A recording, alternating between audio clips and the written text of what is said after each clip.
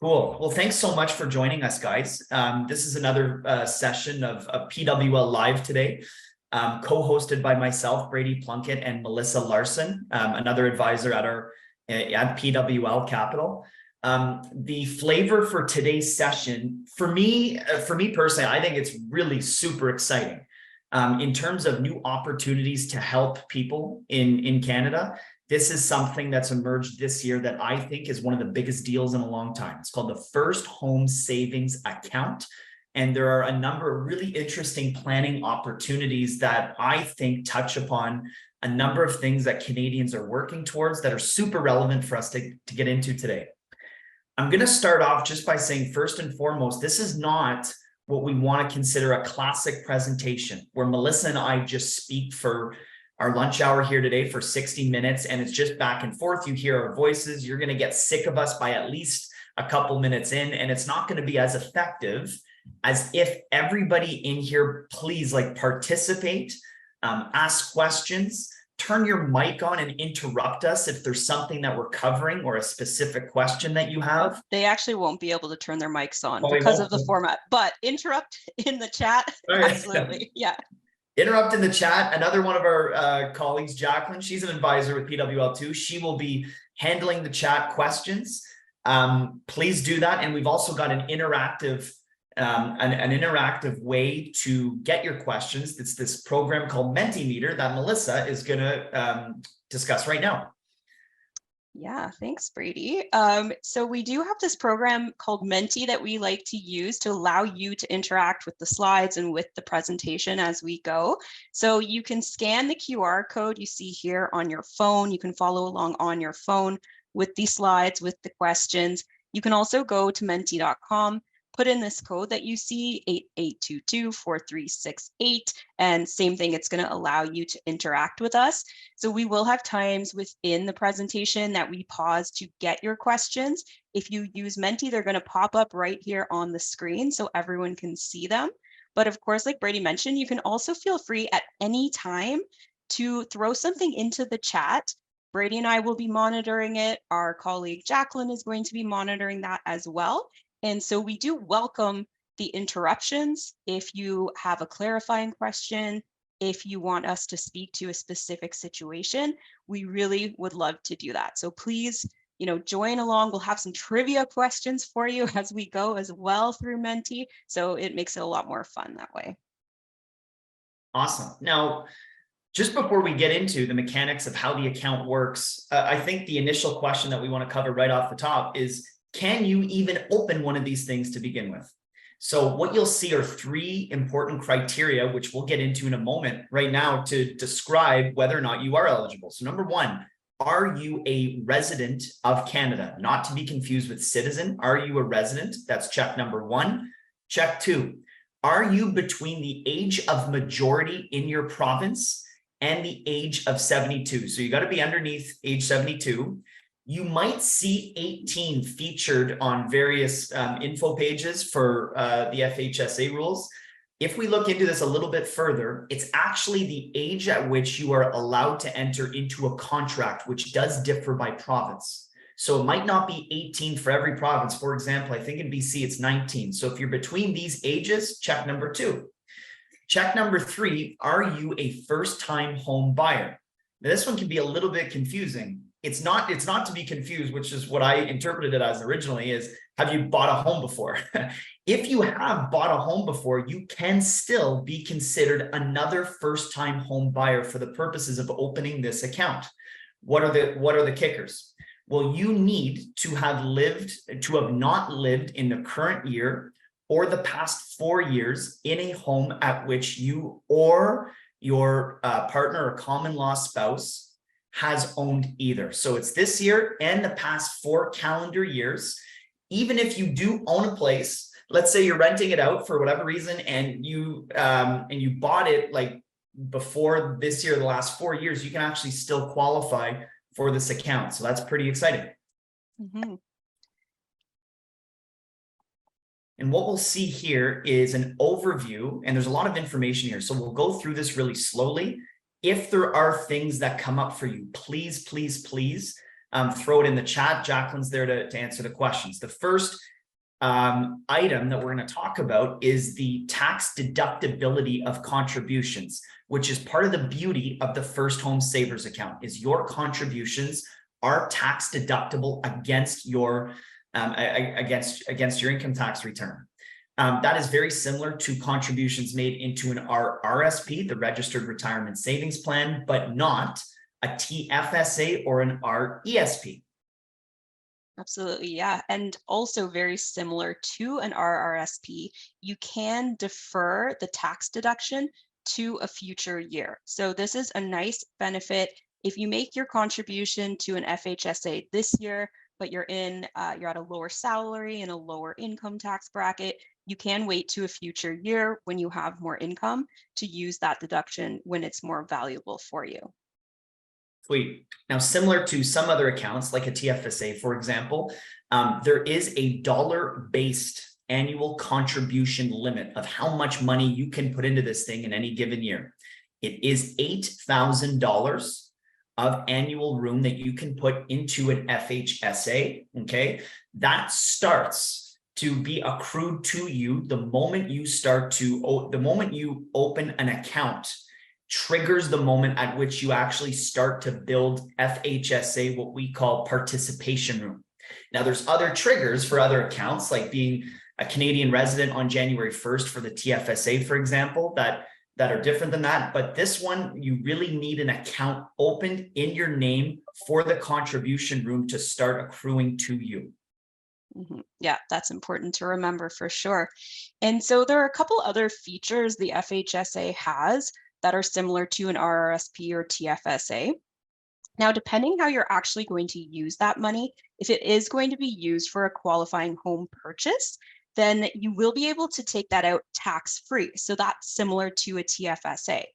You do have options and flexibility here, though, that instead of using it for a first home purchase, you could roll it over into an RRSP or RIF instead and use that for your future retirement savings, in which case that money is going to be growing on a tax-deferred basis, similar to the RRSP, but you won't have the tax-free withdrawal available to you for that case. And I think we've got a question in the chat. Yay. So Ross asked, if a taxpayer has a family cottage which they did not buy, where their name is on the deed, but it is not a primary residence, are they still eligible to open this account? You want to answer that one, Brady? Yeah, sure. So you want to understand the timing too, Ross, of when your name got on the account.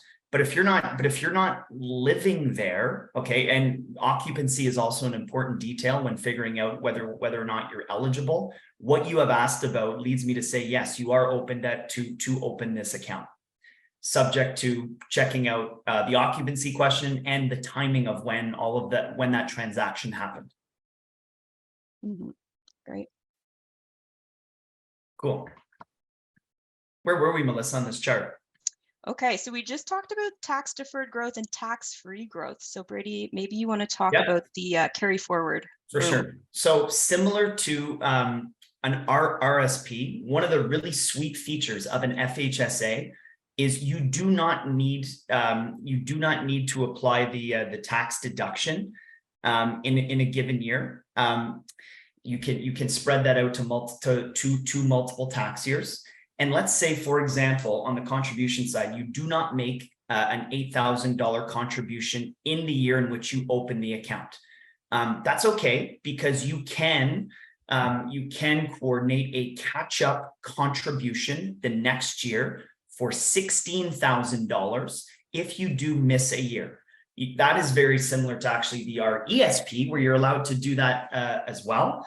But for the FHSA, not to get too detailed, you're only allowed one catch-up year at a time. So if you've opened an account in an example, and then you skip forward 10 years because you've been out doing other things, you can't go back to back $16,000 contributions. You can do one, and then you can put $8,000 in the next year, which is a little bit different from the RESPs. You can catch up for multiple years past, unlike the FHSA. Yeah, For sure. And that's something important to keep in mind when you're trying to figure out the timing of opening this account. Brady mentioned you only start to accrue that participation room when you open it. But, just keep in mind, if you're not going to be making a contribution for quite a while, it may not be worth opening right away, because you can only do that 1 year of catch up. So let's talk a little bit about the contribution limit, the lifetime contribution limit. We've already mentioned 8,000 a year. That's up to a lifetime maximum of 40,000. So that is the most you're going to be able to contribute to your FHSA. Cool. As far as taking money out goes, now you've reached a point where you've got your own personal plan in place. There are a number of different avenues in which money can be taken out of this account. The first is for a qualifying home purchase. So the beautiful part about all of this, and exciting for me, is that you put money into this account and you get a tax deduction. You get to invest it on a tax exempt basis, all this great stuff. But if you find a home that you have entered into an agreement to buy, you are eligible to take money out towards that purchase. Unlike the home buyer's plan, I'm not going down that rabbit hole right now, we will a little bit later, it's capped at certain dollar amounts of how much you can take out. But for a qualifying home purchase, you can take out the balance of that account and put towards the home purchase, which is super exciting. Now, if you do that, it is not taxable. But no matter what, you can always get your money out of this account if life doesn't shake out the way you thought it would, and you still want to access the money. You can still coordinate a taxable withdrawal from the account that's added with your other sources of income, okay? Or you could elect to transfer this money into an RRSP or a RIF for your long-term, for other long-term plans that you might have. So there's a number of ways in which it can come out. It is not taxable as income if you found a place that you bought, but it is for other reasons. Yeah. So that brings us to our next point. What is the life event required for optimal usage? Well, of course, buying a home. If you do qualify to open the account, you qualify to make a tax-free withdrawal to purchase your first home, then you really get both benefits, the tax deduction with the contributions and tax-free when you withdraw it. But as we've already mentioned a couple times before, it can also be useful to roll into your RRSP or RIF, especially if you're a higher income earner and the deduction when you make the contribution can be quite valuable to you. So this is certainly, something to think about, even if you are a lifelong renter and you're not planning to ever purchase a home, but you've already maxed your RRSP and you're looking for that deduction, it could still certainly be beneficial for you. Awesome. Now, here we are talking about how to use the account and being, not to be too morbid, but being alive to see this planning unfold. There are some estate planning twists to this that I think are really important to just gloss over together. You can appoint either a beneficiary or a successor holder when you open an account. If something happens to you, the question is who gets the money? Now, appointing a successor holder, which you can for a TFSA too, is simple. You can if it's your partner or common law spouse. Something happens to you, their name is added to the account as part of your estate planning rollout. You could also elect, if that's not your preferred option, to enlist a beneficiary of the FHSA, which could be anybody. Now, by appointing a beneficiary, just to give the high level details, something happens to you, the account gets closed, your beneficiary gets the money. The question becomes, how do we deal with the tax implications of what's left over inside the FHSA? Now, typically with an RSP, the way we've seen it in Canada is the estate of the deceased deals with the tax and the beneficiary receives the after-tax proceeds as designated on the account. What's super different about the FHSA is the beneficiary of the account is actually asked to pay the tax for whatever needs to be paid resulting from the FHSA, not the estate. So that is something important to think about, I guess, when you're making this decision, is the different tax implications should something ever happen to you relative to the standard RSP that we're used to in Canada. Yeah. And Brady, we got a really good question in the chat. I would say maybe there's a few questions here, so we'll try to take them one at a time. Cool. From Louis. So he says, for a couple, what are the possible strategies to maximize deductions with limited available liquidity? So I would say, even before getting to your other questions, just, right off the bat, if you have limited liquidity or limited amount that you're going to be able to contribute, the higher income earner making the FHSA contribution makes more sense because they're going to be getting a bigger deduction there. But I think there's a bit more to the question as well. So he asks, is it possible to withdraw from the FHSA to contribute to an RRSP with the goal of withdrawing with the home buyers plan? So I would say, so is it possible to withdraw and then contribute? So we haven't really gotten too much into withdrawing from the FHSA yet, and like what you need to qualify to do that. But you do need to qualify to be making a first home purchase in order to withdraw tax-free. So just to get in a little bit more to what that means, similar to opening the account, you have to be a resident. You cannot currently live in or have lived in the last 4 years a house that you own. A little different in that they don't say anything about living in a partner or a spouse's house. So that part's different for the withdrawal. And something really important is that you do need to actually have a signed contract to purchase or build a home by October 1st of the next year. So if you wanted to make a tax-free withdrawal from your FHSA, you would have to already have that in place. So this would be possible. So I think you're talking about taking a tax-free withdrawal from the FHSA, contributing it to the RRSP. If you want to use the home buyers plan, though, there's an important element here that money needs to be in the RRSP for at least 90 days. So I think it would be very tough to time this sort of a situation. What you could do, though, is you can actually roll over from your FHSA to RRSP. So that is something different if you wanted to use the home buyers plan. And he says, if we go even further, this money from the home buyers plan could maybe be contributed again to the spouse account. So I think here he's talking about using the home buyers plan to take out up to $35,000 and then contributing to an FHSA. Yeah, I guess that would be possible, right, Brady? Yeah. You could do that because with No that attribution. case, the FHSA money, there's no minimum amount of time it needs to be in there before you take it out. So that situation actually would be a lot more possible versus the other one that he was talking about. Yeah, there's a lot in there, Louis. We really, like these scenarios. The only other thing I want to say is, number one, you're gonna have to be on side with how complicated or complex you want your planning strategy to be. The limited liquidity, this is less FHSA related. It does get my attention. We don't want to gloss over the importance of an emergency savings account in your strategy as well. And the beauty of the TFSA, if you're to think about the differences in terms of using accounts towards a goal, the beauty of the TFSA, Melissa covered it in terms of life event required. There is nothing required to ever get money out of the TFSA.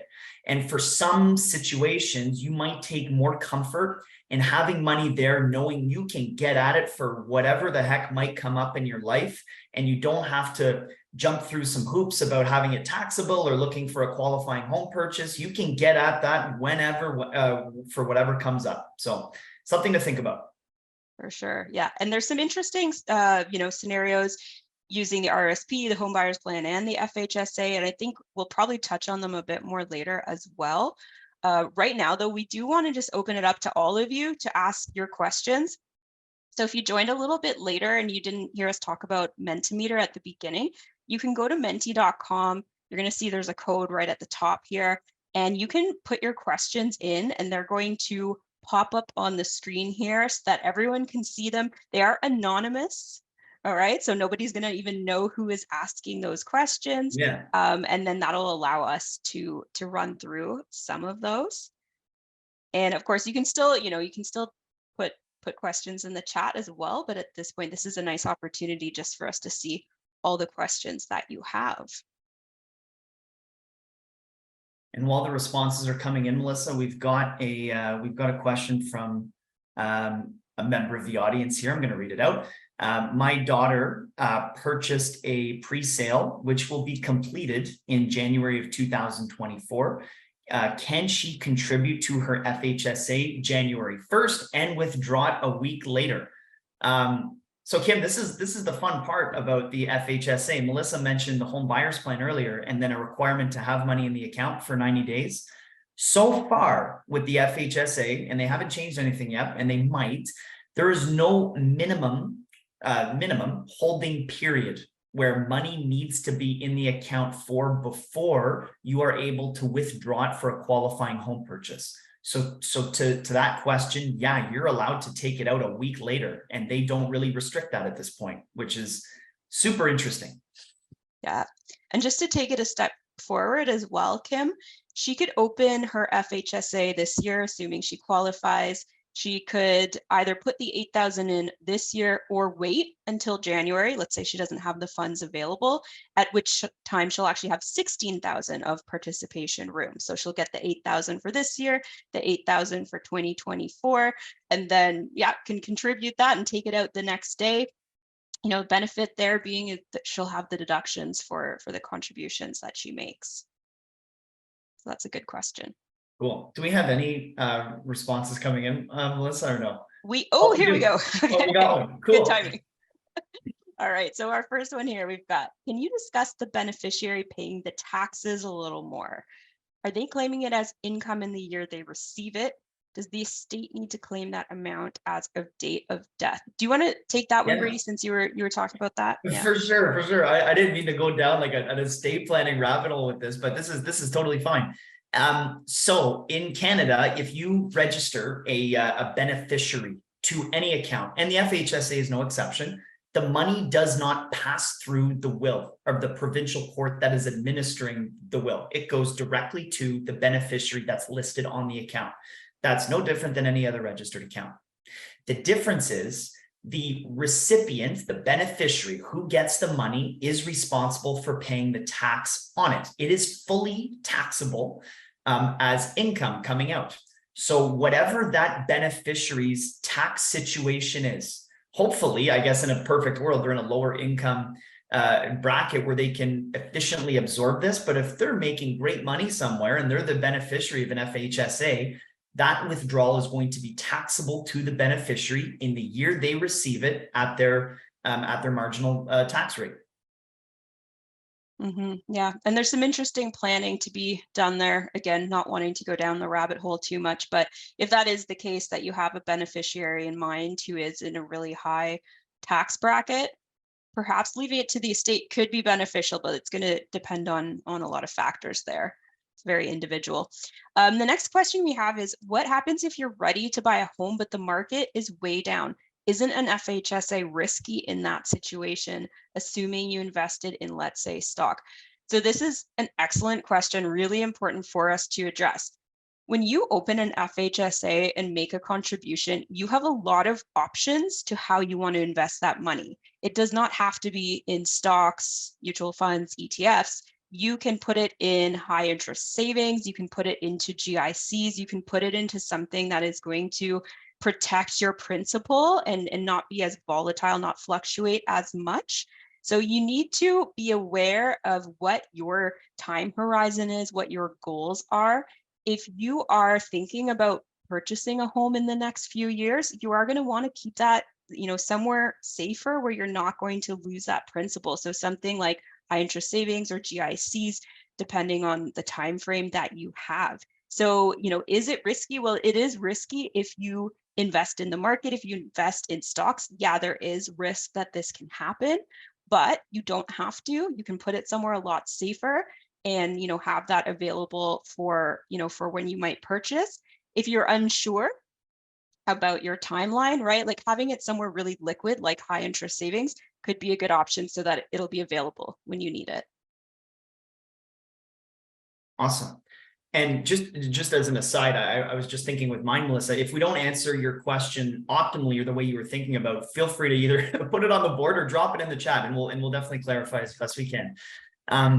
This third question is, I assume that it is not allowed to set up an FHSA account and contribute when one does not qualify, and then withdraw it from when one does qualify as a first-time home buyer again. Awesome. So I guess as I think about this, there are two different verification points in terms of, number one, are you allowed to open an account to begin with? That was the first slide on the screen. Are you in that age group between over age majority and underneath 72? Are you a Canadian resident, and are you a first-time home buyer? That gives you the green light to open an account and facilitate and build participation room to this account. And when does qualify as a first-time home buyer again, right? So the first-time home buyer would link up with a second verification point, which is it a qualified withdrawal for the purposes of buying a house? And if so, that can come out tax-free. So that's the second verification point to this third question a little bit later. Once you have the account open, you're investing, you're contributing, your life is going on. There's a verification point to allow you to get it out tax-free to buy a house. Melissa, have we talked about that 15-year window yet? We have not. Okay. Oh my goodness. So this is really important. It wasn't on that chart, but the moment your first FHSA account is opened, you're eligible, you decide to go open one with your local service provider in Canada, there is a 15-year clock that starts in the calendar year of which the account is opened, by which you must qualify for a qualifying home withdrawal from the FHSA in 15 years, and B, if that doesn't happen, you are faced with the decision to roll it or transfer it into an RRSP or withdraw all of the money in the account as taxable income. There's a 15-year, what we call, I said clock, but maybe the better term is participation period, where this planning needs to unfold. It's very important to have in mind as you pursue this the strategy. Mm-hmm. Yeah. And just to reiterate, you would not be able to open that account if you didn't qualify at that time. Something that is interesting, you mentioned those two verification points, Brady. So you have to be considered a first-time home buyer when you open the account. You also have to be considered a first-time home buyer when you make that tax-free withdrawal to purchase a home. In between, there aren't rules. So some weird things can happen in between in your life, potentially, where you're able to keep this account open and even continue to contribute. But just by the time it gets to the point where you want to make that tax-free withdrawal, you have to qualify again. So again, that would mean you don't live in a home that you own this year or the last 4 years by the time that you want to take that tax-free withdrawal. The other point, Melissa, just before you go to the last one, is I think it's important that everybody does a little bit of their own due diligence before opening an account with a service provider. I know there's a lot of brokerages that are starting to roll this out. I was talking to somebody yesterday that had set one up at Quest Trade, and they were still wrapping their heads around what the rules look like. And it seemed as though the process to open an account was super easy, which is great, but you don't want it to be a messy outcome for you where, for whatever reason, the actual institution was excited to offer this to consumers, and they were hot to the gun to offer it, and they haven't been able to have their proper checks and balances in place as to who can and who can't open one. And then you find out a couple of years or a couple months down the road, whatever, that you were ineligible to begin with, and the whole planning might be a little bit messy. So I think it's really important that everybody check out the rules on their own before they get excited to just open accounts, because I think institutions are letting them fly open right now. Yeah, no, that's a really good point. This next question is great as well. Would it be a good idea to prioritize the FHSA over the RRSP, even if you don't have the intention of buying a home, to create RRSP contribution room? So I love this question. Yeah, starting to think about how we're going to, use these different accounts together. I think that could make a lot of sense. So even if you're not planning to purchase a home in the future, but you do qualify to open it, maybe you're a lifelong renter, this could make sense if that deduction is valuable to you and you can make these contributions to your FHSA, get those deductions with the intention of rolling it into your RRSP eventually. There is less flexibility with the amount of participation room or contribution room you build up in the FHSA, because as Brady said, you can only ever catch up on the last year of contribution. So you can only ever do 16,000 at a time if you didn't contribute the year before and it was open. But with the RRSP, that's different. You're going to continue to build up that contribution room, and you can use it at any time. If you've built up 100,000 of contribution room, you could use that all in 1 year if it made sense in your situation. So there's a little more flexibility there. And for that reason, if you do qualify and you don't have enough to max out both of these accounts, it could definitely make sense, I think, prioritizing the FHSA. Yeah, no, it's a side RSP, and I mean one of the first. Once we're able to open the account at PWL, for example, we're not able to open accounts yet, but once we are, we're going to get a list of everybody that doesn't own a house or is a qualified first-time home buyer, and has really nice income, where it makes sense to think about the tax deductibility of making such contributions. Absolutely, that's an opportunity, even if you're not intending to buy a home. This fifth point here, are you able to have more than one as long as you're within the limits? Yes, you can have an FHSA open with every institution in the country if you really wanted to. That does really complicate things. So you're going to have to track the contributions pretty closely and make sure you don't over contribute. But yes, you are allowed to do that. Yeah, for sure. Yeah, just be careful. Similar to what Brady was saying before, doing your own due diligence tracking, right? Especially if you have more than one, pay very close attention to your contributions. So we have another question here. Please help with an overview of FHSA and RRSP and their purposes. Apologies if this has been talked about earlier. So yeah, this is good just to go over again, because it probably does get a bit confusing. The FHSA, really this program was rolled out to help people with their first home purchase. But of course, as we've been talking about, there are certainly uses, especially for higher income earners, to get the deduction and roll it into an RRSP. So, typically we would think of the RRSP as being used for retirement savings, for these longer term savings, and the purpose of the FHSA being for a home purchase, first home purchase. However, as we've seen, they can certainly mix, because the FHSA could be used for retirement savings. And within the RRSP, they have the home buyers plan as well, which would allow you to withdraw up to $35,000 from your RRSP for a home purchase. There is going to be, some rules around that. You do have to repay that back into your RRSP over 15 years. But so this is where it does get a little confusing, that they don't just have one purpose. There certainly is, more than one that could apply there. Cool. That was a good little overview. I'm happy. Do we have a seventh? Do we have to scroll down, Melissa? I know it's 1, 2, 3, 4, 5, 6. Do we have a seventh response where if we scroll down a bit? I think it would just pop up here if we did. Oh, okay. So maybe it was a blank field or something like that. Okay. Yeah. If anybody else has any. Yeah, and I did notice a couple of things in the chat as well as we've been looking at this, just to mention. I think Jacqueline already answered Kim's second question, but just to repeat it for everyone else. Kim mentioned, my other daughter also purchased a pre-sale. She's not sure if she'll be moving in or renting. If she does move in but rents it out 6 months later, is this allowed? So Jacqueline mentioned that she has to have the intention to move in, and she should be moving in within 1 year of purchase. Presumably she could later rent it out. So there would be flexibility there later down the line. But if you're going to take this money out of the FHSA tax-free, you do have to be intending to live in, to occupy the home that you are purchasing.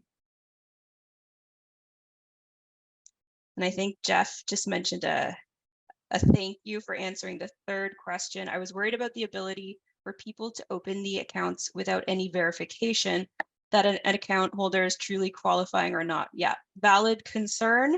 We do have to be aware of this. For each of us individually, what our situation is, and that we do qualify. And I think we've, if we keep going, Melissa, we made some of our own questions here that are coming up for us. We just got another one in, actually, Brady, here down at the bottom now. Okay. So is there a limit on investment gains made Oh, here in we an go. FHSA? Cool. No, this is the exciting part. Is there's if if you have a great investment experience inside the FHSA, there's no limit or cap as to what those returns look like. And there's also no cap as to how much you can take out for a qualifying home purchase, like we've already mentioned.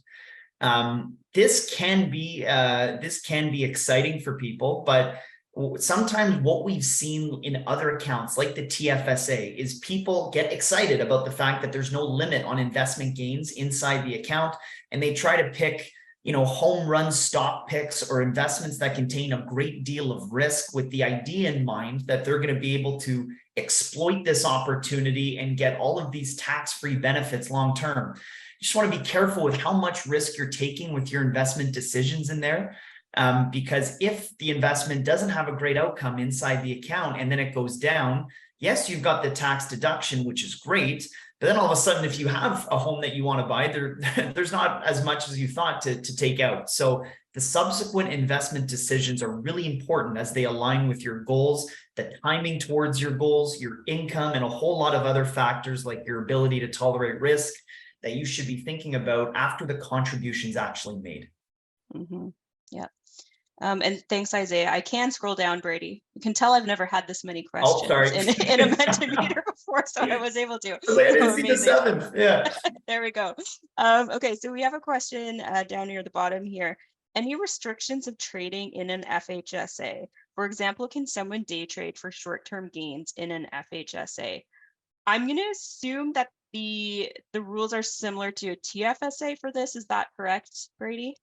Of trading can day trade for short-term gains in an FHSA. My thinking is you can. I mean, you can transact as much as you like there.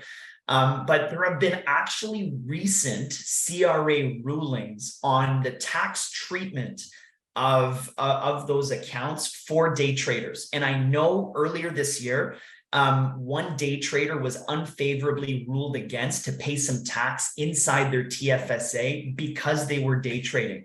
I'm not sure if we can find that link somewhere, but that's another consideration that you want to think about as you think about what to do with the money once it's inside that account. Mm-hmm. Yeah. Okay, so the next question I think was a follow-up to what we said before. So technically speaking, if I turn 40K into 1 million, it's okay. Technically speaking, yeah. Again, we could get into situations here where, you know, if it seems like you're day trading and doing this more as a job rather than, you know, just personal investments, you know, that's where there could be these rulings, kind of like what Brady mentioned. But, you know, technically, if, you know, you just happen to do really well with your investments, it doesn't matter what that becomes. You can still withdraw all of it tax-free if you qualify for that first home purchase. Yeah. And then there's another one on here. What makes an FHSA a special account for buying a house? And why can't you use a normal savings or checking account? You absolutely could. What makes it special is there is a tax deduction from making a contribution into the account. And there's no stringent requirements on how long the money needs to be there before it comes out. So it's very close to a savings or checking account if you treat it that way. But you get a tax deduction and you can invest money in there like this 40K into 1 million scenario on a tax exempt basis. So those characteristics are pretty, as the question asks, pretty special, I think. Mm-hmm. Yeah, for sure. It can really help you supercharge your savings, right? Especially if you are someone in higher income bracket and that deduction is quite valuable to you. Let's say you're in a 40% marginal tax rate, you make a $1,000 contribution, you're going to get back $400 on your taxes. So it's just extra money that can go towards that, you know, saving for that goal. So that's where you're going to have the added benefit. Let's give it another second here, see if we have any more. There's 12. Do we keep scrolling, Melissa, or no? There we go. Yeah, there is even more. Okay, there we go. Is it possible to use the FHSA for a down payment on an owner-occupied flex? Owner-occupied. Okay, owner-occupied. So yeah, that should be fine. So if, for instance, it's a duplex and you're going to occupy one half of it and you're going to rent out the other half, that shouldn't be an option as long as you meet all the other qualifying criteria. Yeah.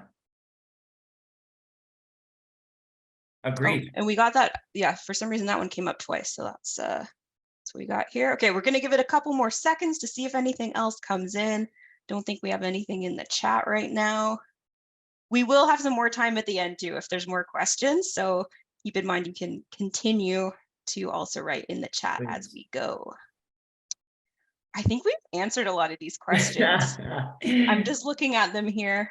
Have we talked about transfers, Melissa? Like there's a couple in the middle there that a little bit might be worth going into a bit more. Cool. I'll start with the second one. So this question, the second bullet is, would it ever make sense to transfer funds from my RRSP into the FHSA?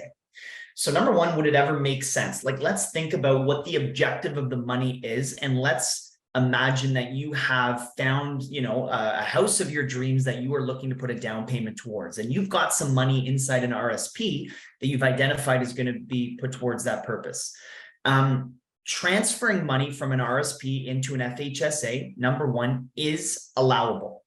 You do need FHSA participation room in order to coordinate that. So we talked about $8,000 accruing annually up to $40,000.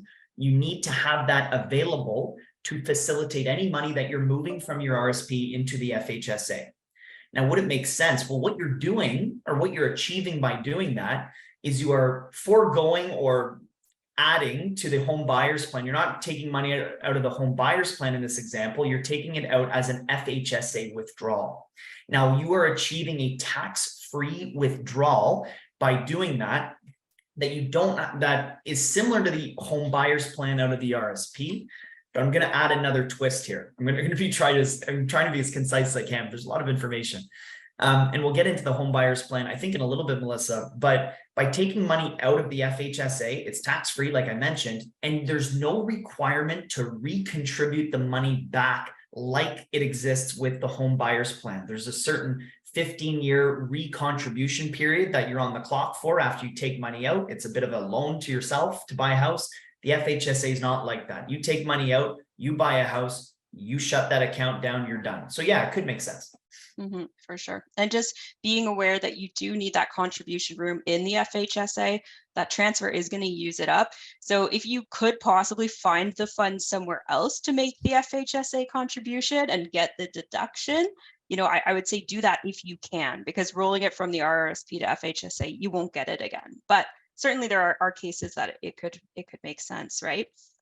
Just going back to the first question really quickly, I think we already touched on this. If you rent, if you are a renter, but you own a rental property, do you qualify? Yes. Okay, so that one's okay.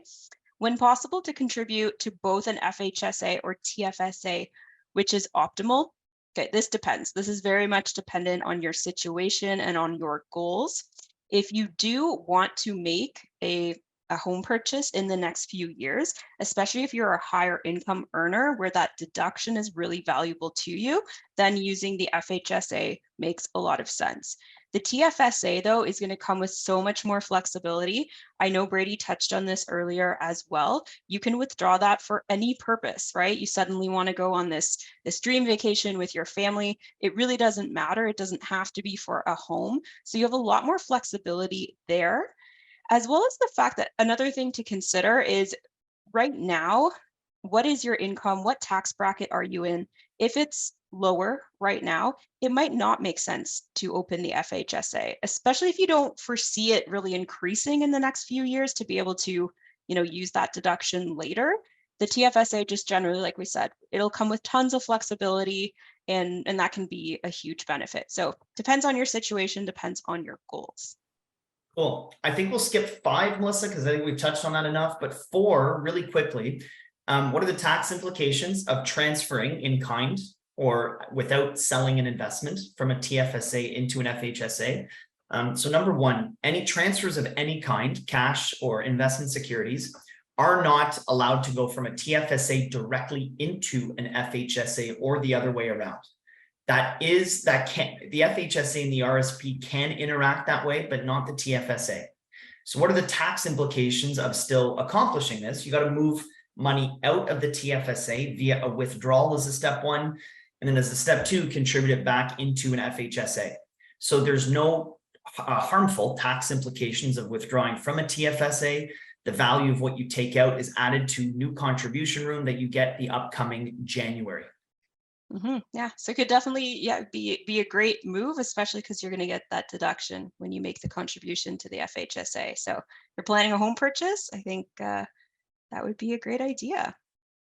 Okay, so now this is one of my favorite parts, Brady. We get to quiz. We get to quiz everyone else. I used to be a teacher. I miss this part of it. So if you are following along on Menti, you're going to be able to put your answers in there. Again, if you aren't on there right now, at the top of the screen, you're going to see, go to menti.com, put that code in, and you can actually answer these questions. So first question we have for you: which status matters to qualify for the FHSA? Okay, we've got answers coming in. I can see the counter going up there. Once a few answers come in, then people tend to get swayed one way or the other. Okay, we've got 8 answers, 9 answers. Okay, awesome. So I can see majority wins here. The correct answer is Canadian residency. Okay, so residency is what matters when it comes to qualifying to open the FHSA. Cool. And just as a side note, if you are getting for a qualified home withdrawal, I don't know if we've talked about this yet, the place has to be in Canada. When you think about residency, that brought it up too. It can't be a beautiful place in Europe or something like that. This question asks, what's the maximum amount of annual room available to FHSA account holders? And everybody seems to have been listening. This is awesome. It is 8,000. I think we can keep it rolling, Melissa. Great, smart audience. Okay, this is the one we might trip you up a little. This is the trick question Brady wanted to put in. It's not my fault. Yeah, sure. Yeah. So here, what I want you to do is to select all of the correct statements. It could be 1, it could be 2, it could be 3. So our statements are: you create RRSP contribution room by earning income. You create TFSA contribution room as an adult Canadian resident. And you create FHSA participation room as an adult Canadian resident. Which of these are correct? Which is incorrect, if any? Get our answers in. So everybody so far is saying the TFSA one is correct. We have most answering correct for the RRSP and FHSA answers here. Okay, so I think this is 9 participants. I think that's how many have been following along. So we see here that the first 2 statements are correct. The final statement is incorrect. The reason this is tricky is, this is somewhat true, but you need to, okay, so this one says you create FHSA participation room as an adult Canadian resident. You need to have opened the account. You do not create any room until you've opened the account. So that's the trick. We just want to make sure people are aware of that. You have to open it to start building up that room. Cool. Now, there's actually no right or wrong answer to this one on the screen. It's not really trivia.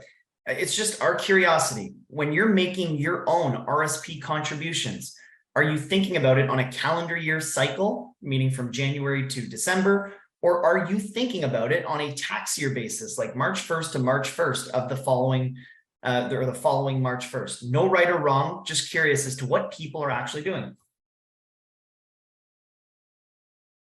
This is cool. I actually do mine on a tax year basis. I'm not sure if that's the best way to do it or not, but I think about it in terms of the first 60 days and March 1st to March 1st. But most people here like to keep it even more simple and do a calendar year, which is great for the 8 that have responded as you're thinking about FHSA contributions. Because unlike an RSP, you cannot make a contribution to the FHSA in the first 60 days and have that deduction apply against the preceding tax year. You can do that with an RSPs, and then there's that contribution deadline that you hear all over the place on March 1st, but that is unlike the FHSA. You got to think about it from a January to December contribution cycle. Yeah. Jeff mentions, I like just having to worry about one statement from the tax year versus juggling extra statements in the early parts of the following year. Yeah, I get that. You got to do what works for you, right? Makes it simpler. There's a lot to juggle, all these different accounts, life in general. So Yeah, you're right on, Jeff. I what's like easy. to find ways to make life more complicated, apparently. Go ahead, Melissa. This is great. Home buyers plan. This is a really For good sure. point. Yeah, yeah, we've touched on this a little bit already. So you might remember if you were paying attention, which I think you were. That's great. That's good news. All right, yeah. So as the answers come in, I can see you guys were paying attention. So if you want to use the home buyer's plan to withdraw money from your RRSP for a home purchase, the money has to be held in the RRSP for at least 90 days before you can withdraw it. You got to be really careful about this. We've definitely seen people, not quite meet this rule or this threshold and then not be able to use the funds that they'd put in their RRSP with the intention of putting them towards a home purchase. So be really careful about that if you are going to use the home buyer's plan. But on the flip side, if you're going to use the FHSA, you don't need to worry about this, right? So, that's one of the benefits, that you put the money in, withdraw it the next day, as long as you qualify, that is all right. Cool. True or false? When you withdraw from an RSP, you have to close the account after the withdrawal.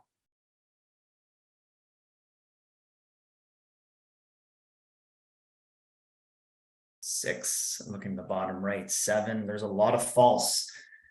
We're going to go, the wisdom of the crowd is correct. It is absolutely false. A RSP withdrawal does not trigger the requirement to close the account, but the FHSA does. So we talked about a 15-year participation period. The moment you make a withdrawal from the account, my understanding is for any purpose, there is now the requirement to close the account by December 31st of the following calendar year. That marks the end of your participation in the First Home Savers account, and you have to close the account. Subsequently, we looked into this last week, and there's only a one-time participation opportunity in the FHSA. So as you're executing a withdrawal, it could be great. You could have found a place that you're looking to buy, or you might need the money. You just want to keep top of mind that that account needs to be closed by the next December and all the money needs to be taken out. And B, you cannot participate in the account or the program again. Mm-hmm. Yeah, and be really careful if you have multiple FHSAs. We mentioned that that's possible, just gets harder to track. So if you're planning to use the funds towards a first home purchase, make sure that you've withdrawn all those funds within 30 days after closing, or else, they are going to become taxable. So, just keep track of all your different accounts if you choose to go that route. So this question, direct transfers are permitted amongst which accounts? Direct transfers. Can you go RRSP into the FHSA? Can you go FHSA into the RRSP? Can you go both directions? Got 6 answers in right now, so we may have a couple more coming in. All right, so yeah, so you guys, you've got this.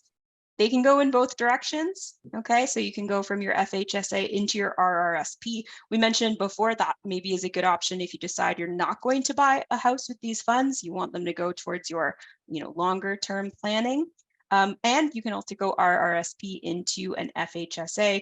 You won't get the deduction again, but you could use it. You could withdraw it tax-free if you make a qualifying home purchase. Sweet. The only other thing that I would add to that last one, Melissa, is you do need FHSA participation room to go from RSP to FHSA, but you don't need RSP room to go from FHSA to RSP. I know we probably may have touched on that, but yeah, okay. What are some specific questions? Yeah, this is another question period. I think I don't want to call us questioned out, but we've gone through a lot here. But if there's anything that we haven't touched on yet that we should have by now, feel free to fill in some text and send us some more questions. Yeah, we've just got a couple minutes left here, but we would love to answer if there's any other pressing questions that you have. Okay, great. Yeah. Is there any online material we can read more about FHSA? Our colleague Nick Donovan wrote a great blog post. Maybe someone can throw the link in the chat there. I know Aaron Hector has done really great work on this as well. I followed some of what he's done on social media. I know you have as well, Brady. He's been on some podcasts too that I thought were really great. Yeah. Jacqueline shared the blog post here. Thank you. Any other ones you'd add there? Nick's blog, I think, was awesome. And I think we're going to record this session as well. So that's going to be available, I think, on our YouTube channel, the PWL YouTube channel, in case anybody's interested in checking it out again.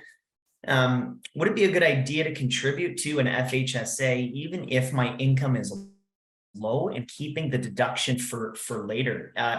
I would say in this case, you have to be careful in the sense that if it's going to come out as taxable income, is the spread between the tax deduction or the income bracket that you're in for the deduction significant enough relative to where your income is going to be at when you take it out? That's kind of the comparison you have to think about, especially for RSP contributions.